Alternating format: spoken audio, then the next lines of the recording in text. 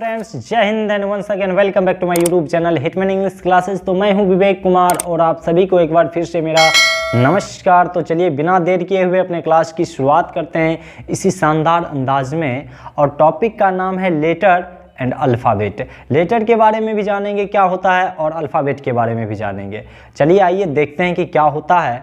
तो जैसा कि आप सभी इससे पहले बचपन से पढ़ते आ रहे हैं कि अक्षरों के समूह को वर्णमाला कहते हैं, तो जी वो तो हो गया हिंदी में, सेम वही चीज़ हमें पढ़ना है इंग्लिश में। ए से जेड तक कुल मिलाकर 26 लेटर्स। कितने? 26।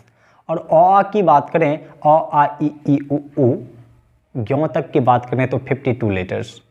अब बताइए कि हिंदी पढ़ना आसान हुआ या फिर इंग्लिश? आप तो कहोगे हिंदी, लेकिन मेरा मानना है कि इंग्लिश, क्योंकि उसमें 52 लेटर्स पढ़ने होते हैं तो वो हमारे लिए इजी लगता है। लेकिन यहाँ इंग्लिश में अगर 26 की बात करें तो वो ज़्यादा डिफ़िकल्ट लगता है। ऐसा इसलिए कि बचपन से जो है हमारे अंदर एक इंग्लिश के प्रति जो वो डर बना हुआ है ना, वो किसी ने दूर ही नहीं किया।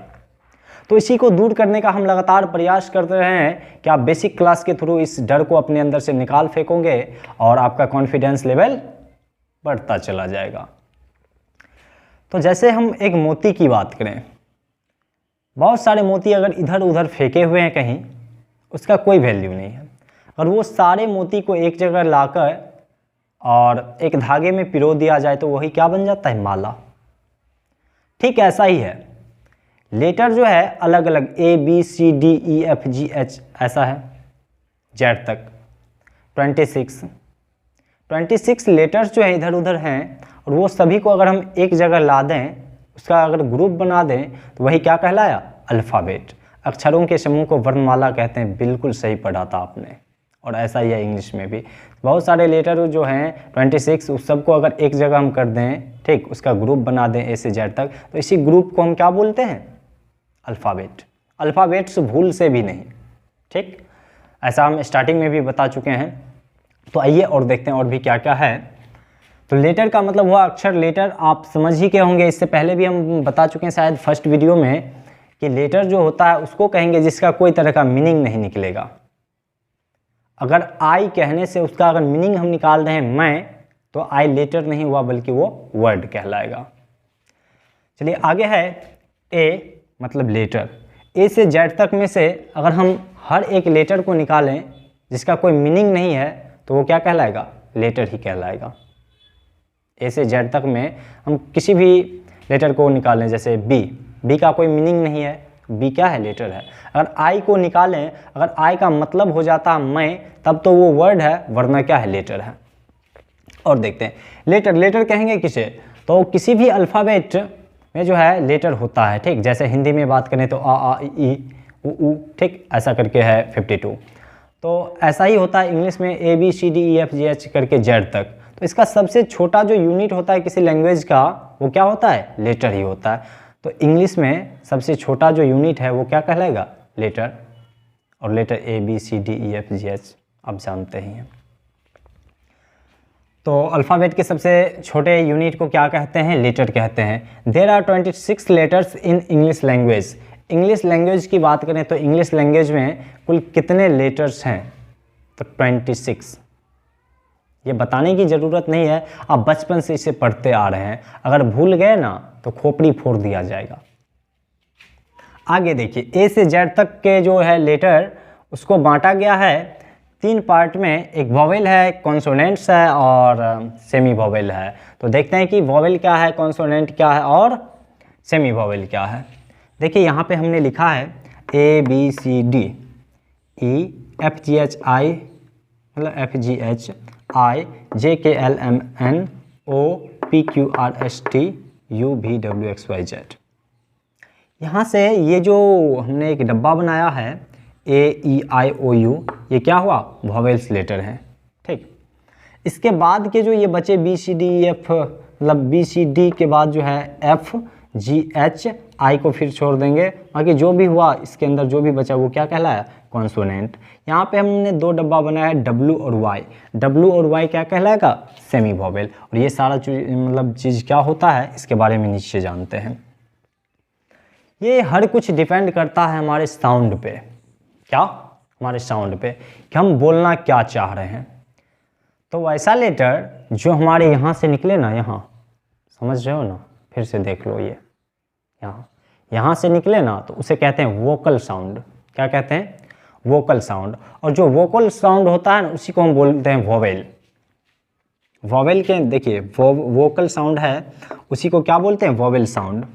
और उसके साथ जहाँ भी हमें वोकल साउंड लगेगा कि हाँ वोकल साउंड निकल रहा है, तो वहाँ पे हम ए का प्रयोग भूल से भी नहीं करेंगे। ए का यूज़ नहीं करना है, करेंगे अन, ए एन। समझ रहे हो ना? A N. ठीक, चलिए अब देखते हैं। नीचे लिखा हुआ है lips plus teeth plus body, मतलब जो यहाँ से निकला ना, यहाँ गले से, ये क्या हो गया? Vocal sound. इसके अलावा जो भी लिप्स से निकला, जहाँ पे लिप्स का प्रयोग किया जाता है और टिथ का प्रयोग किया जाता है या फिर अन्य पार्ट का यूज किया जाता है, वो सारा क्या हो गया? कॉन्सोनेंट। तो सेम वही चीज़ लिखा हुआ था, lips plus teeth plus body, ये सारा क्या कहलाएगा? कॉन्सोनेंट। और जिस भी लेटर का, सॉरी लेटर नहीं, जिस भी वर्ड का अगर हम प्रोनाउंसिएशन करते हैं और उसका स्टार्टिंग का जो साउंड है वो अगर कॉन्सोनेंट की तरह निकलता है, मतलब अगर यहाँ से नहीं निकलता है, इसके अलावा किसी और बॉडी पार्ट से निकलता है, तो वो क्या कहलाएगा? कॉन्सोनेंट। और कॉन्सोनेंट के साथ किसका प्रयोग करेंगे? तो ए का मतलब भी एक और एन का मतलब भी एक। एन का प्रयोग क्यों करते हैं, ए का प्रयोग क्यों करते हैं, ये सारी बातें आगे एग्जाम्पल में बताने वाले हैं यहाँ। ठीक, आगे देखिए हमारा साउंड किस तरह से चेंज होता है, कैसे पढ़ते हैं, और उसका मतलब साउंड पे मतलब ये कैसे डिपेंड करता है। देखिए एच से शुरू हुआ आवर, HOUR आवर, और एच से शुरू हुआ हॉर्स, लेकिन इसको हम पढ़ रहे हैं आवर, और इसको पढ़ रहे हैं हॉर्स। ये जो हॉर्स हुआ ना, स्टार्ट कर रहे हैं हम हॉ से, हॉ, जबकि यहाँ स्टार्ट कर रहे हैं आवर में औ से। ये है जो हमारा जो ये साउंड है ना, ये यहाँ से निकलता है। यहाँ हमें हिंदी का थोड़ा सा ज़रूरत होगा कि औ से लेकर औ तक, औ से औ तक हम पढ़ते हैं, अ आ इ ई उ ए ऐ ओ औ।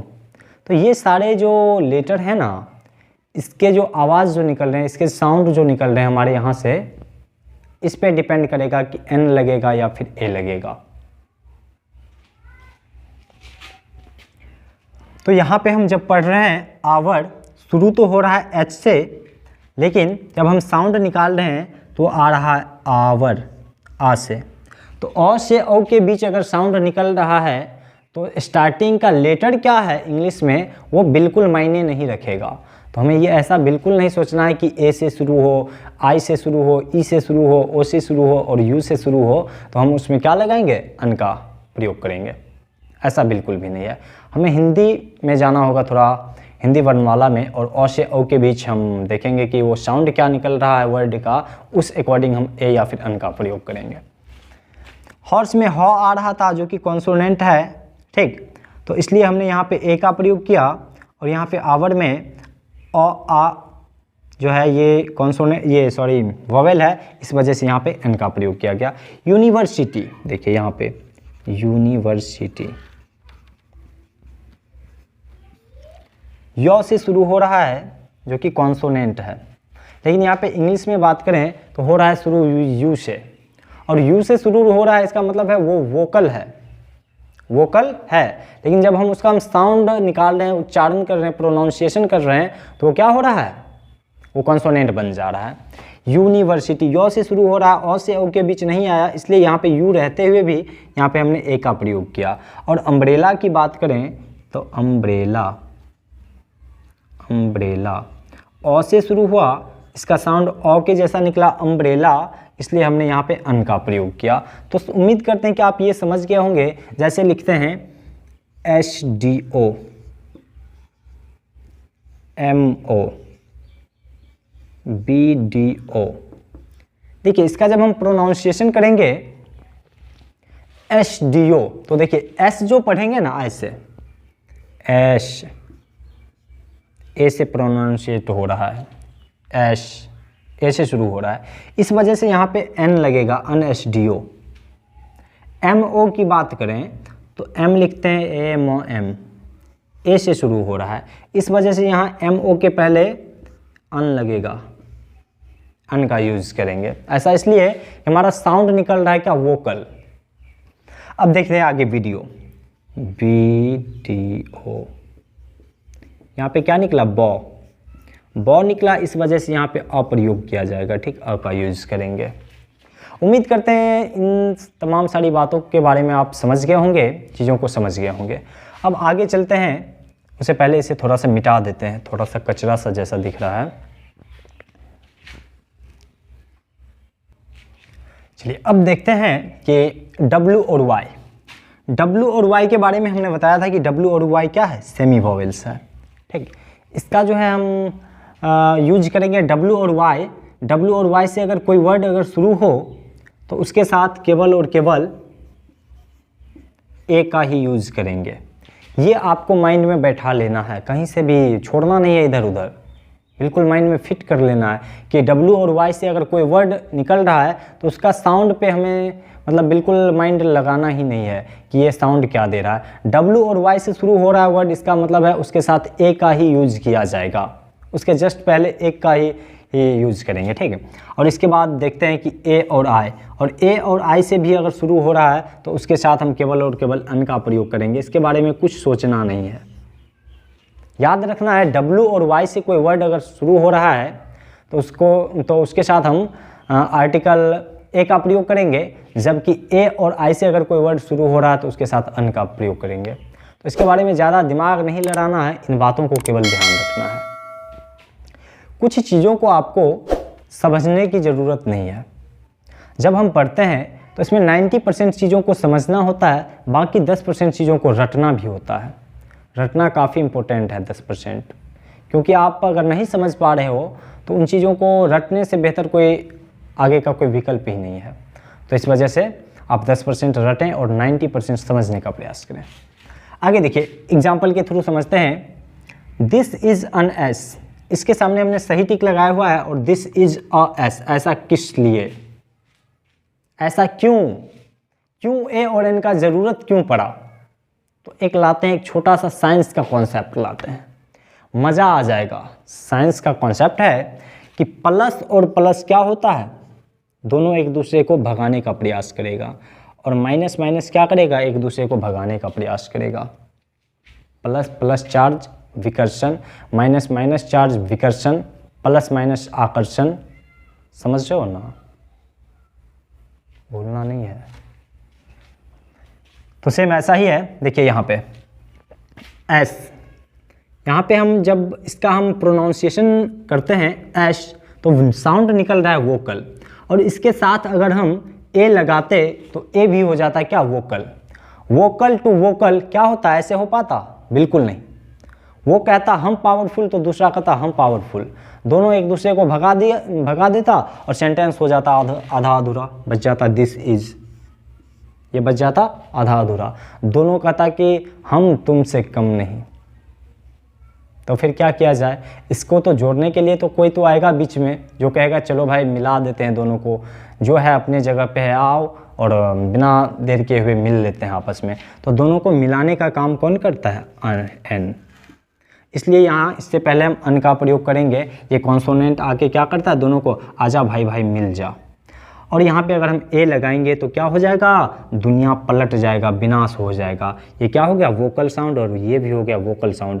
वोकल वोकल जब दोनों एक समान एक जैसा पावर है दोनों के अंदर, तो दोनों आपस में मारपीट करके कहेगा कि हम किसी से कम नहीं। तो ऐसा नहीं करना है, इसलिए इसको जोड़ने का प्रयास कौन कर रहा है, कॉन्सोनेंट। और इसलिए यहाँ पे एन का प्रयोग किया गया है, जो दो वोकल साउंड के बीच एन कॉन्सोनेंट आया है, और यहाँ पे दो वोकल साउंड, इसलिए ये गलत हो गया। तो दोनों के बीच क्या लाना होगा, एन, जो एक आएगा दोनों को कंप्रोमाइज़ कराने के लिए। शादी होता है तो क्या होता है, उसमें एक आता है कि चलो भाई लड़का के पास ये है वो है, फलाना है चिलाना है धिमकाना है, रहता है कुछ भी नहीं, साइकिल भी नहीं है, कहता है कि एकदम ये करता है वो करता है। तो ये सारी फेंकने वाली बात हो गई। तो फेंकने पे नहीं ध्यान देना है क्या वोकल साउंड है और वोकल साउंड है, इसको जोड़ने का प्रयास कौन करेगा, कॉन्सोनेंट, और इसलिए यहाँ पर अन का प्रयोग किया गया है। तो जहाँ पे भी आप ऐसा कंडीशन देखेंगे कहाँ पे क्या है नहीं है, तो वहाँ पे आप एन का प्रयोग करेंगे, ए का प्रयोग करेंगे, और बाकी चीज़ों के बारे में पढ़ेंगे अपन लोग आर्टिकल में। तो उम्मीद करते हैं आप इन तमाम सारी चीज़ों के बारे में समझ गए होंगे, और नहीं समझे होंगे तो कमेंट सेक्शन तो अपना बिंदास है ही, कमेंट करना ना भूलिएगा और स्क्रीनशॉट भी लेना ना भूलिएगा। और फिर चलते हैं और मिलते हैं अगले वीडियो में इसी उत्साह और उमंग के साथ। तो तब तक के लिए जाते जाते आप सभी को जय हिंद, और स्क्रीनशॉट तो बिल्कुल नहीं भूलना है, ये हम बार बार कहते आ रहे हैं। चलिए, Yeah.